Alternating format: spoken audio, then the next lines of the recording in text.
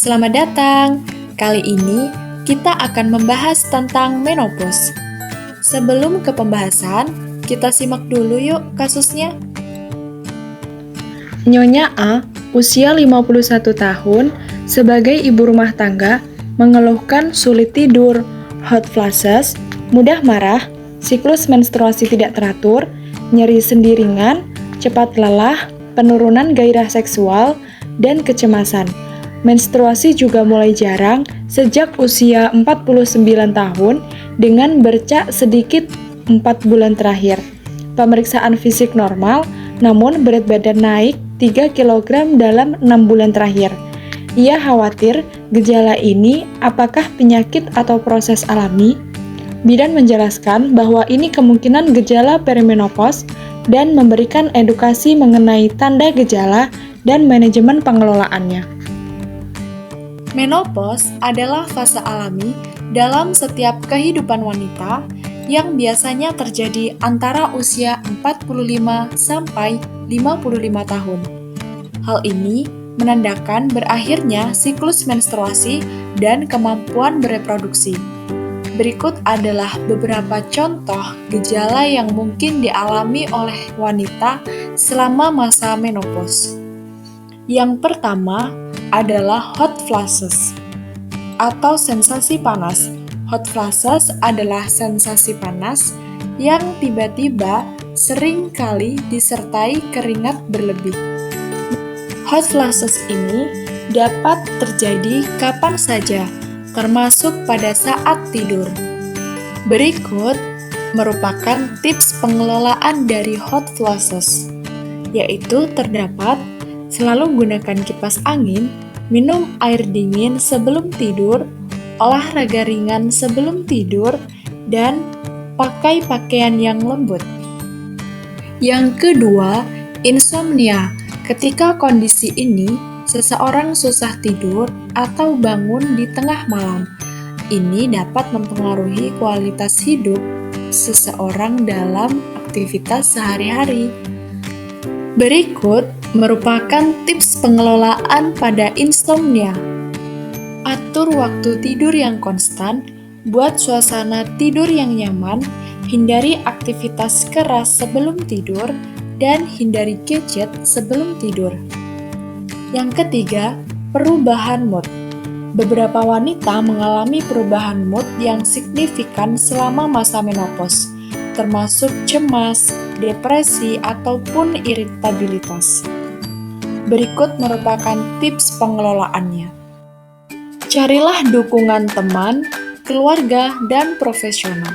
Lakukan olahraga reguler untuk melepaskan stres, dan praktekkanlah teknik relaksasi seperti meditasi atau deep breathing exercise. Yang keempat, penurunan libido atau kurang nafsu seksual. Penurunan libido adalah turunnya nafsu seksual yang dialami oleh beberapa wanita selama masa menopause-nya. Berikut merupakan tips untuk pengelolaan penurunan libido. Komunikasikan dengan pasangan Anda tentang perasaan Anda. Cobalah metode baru dalam hubungan intim. Konsultasikan dengan dokter spesialis kewanitaan. Olahraga teratur tidak hanya membantu menjaga kesehatan fisik, tetapi juga dapat meningkatkan suasana hati dan mengurangi stres. Fase sebelum terjadi menopause dan setelah terjadinya menopause disebut sebagai fase perimenopause. Pada fase ini, seorang wanita akan mengalami perubahan kadar hormon kesuburan, salah satunya yaitu estrogen. Perubahan ini menyebabkan berbagai dampak yang dapat dirasakan seorang wanita, seperti memendeknya durasi menstruasi, kurangnya volume darah menstruasi, siklus menstruasi yang semakin memanjang, hingga akhirnya berhenti menstruasi. Kita tahu dong ya, bahwa manusia akan melewati fase-fase dalam kehidupan, yaitu fase anak-anak, remaja, dewasa, dan tua. Setiap fase ini akan diikuti perubahan pada tubuh. Pada masa anak-anak, seorang wanita memiliki cadangan sel telur yang belum aktif di dalam indung telur. Kemudian, Seiring berjalannya usia, seorang remaja muda akan masuk fase prapubertas akibat perubahan hormonal dalam tubuh. Pada masa ini, ada perubahan tanda sekunder, seperti pertumbuhan rambut kemaluan, perubahan atau pembesaran pada payudara. Setelah melalui fase prapubertas, remaja akan mengalami fase pubertas yang ditandai dengan terjadinya menstruasi. Terjadinya menstruasi ini menandai seorang remaja sudah masuk usia subur mulai dari fase ini. Nah, apa sobat sehat ingat, saat pubertas ini biasanya kita sudah mulai ada ketertarikan dengan lawan jenis. Mulai dari fase ini, seorang wanita memiliki potensi kemampuan untuk memiliki keturunan dan mengalami kehamilan. Pada masa ini, seorang wanita memiliki kewajiban untuk dapat menjaga kesehatan reproduksinya dan memenuhi kebutuhan nutrisi sehingga dapat memiliki keturunan yang sehat.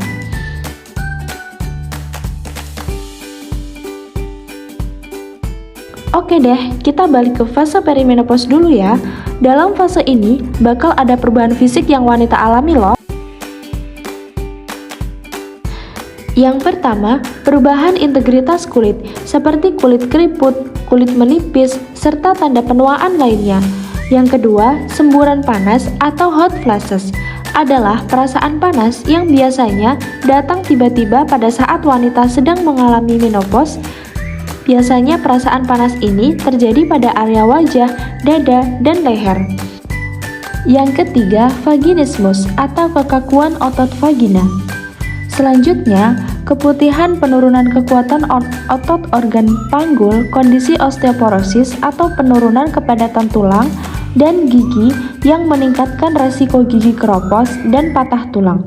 Selanjutnya, ada kepikunan atau mudah lupa, lebih sering mengalami nyeri otot, gangguan tidur, peningkatan resiko infeksi, dan resiko terjadinya penyakit degeneratif seperti diabetes, penyakit jantung atau hipertensi, atau penyakit lain. Nah, selain fisik, ada juga loh perubahan psikis yang dialami wanita pada fase setelah terjadi menopause, seperti munculnya kekhawatiran terhadap masalah seksual dan kerentanan mengalami kecemasan, serta kesedihan berkepanjangan yang disebabkan ditinggal pasangan dan kesepian karena hidup terpisah dari keluarga dan anak-anaknya. Selain itu, perubahan fisik dan psikis yang terjadi juga membawa dampak dari sosial seperti menurunnya kemampuan untuk merawat dirinya sendiri dan dalam melakukan aktivitas sehari-hari sehingga memerlukan bantuan orang lain. Karena besarnya dampak perubahan pada wanita perimenopause ini, maka penting bagi setiap wanita dan keluarga untuk melakukan upaya dan menyiapkan wanita Indonesia yang sehat, tetap aktif di usia yang tua. Yang jelas, tetap berusaha menerapkan pola hidup yang sehat dan jangan lupa bahagia ya. Ingat, menopause adalah perjalanan yang bisa dilalui dengan dukungan yang tepat. Setiap wanita memiliki pengalaman yang unik dan penting untuk saling mendukung satu sama lain. Dengan dukungan, pengetahuan, dan cinta, kita dapat menjalani fase ini dengan lebih baik. Terima kasih telah menyaksikan. Semoga informasi ini bermanfaat bagi Anda atau orang-orang terdekat Anda. Sampai jumpa di kesempatan berikutnya. Bye-bye.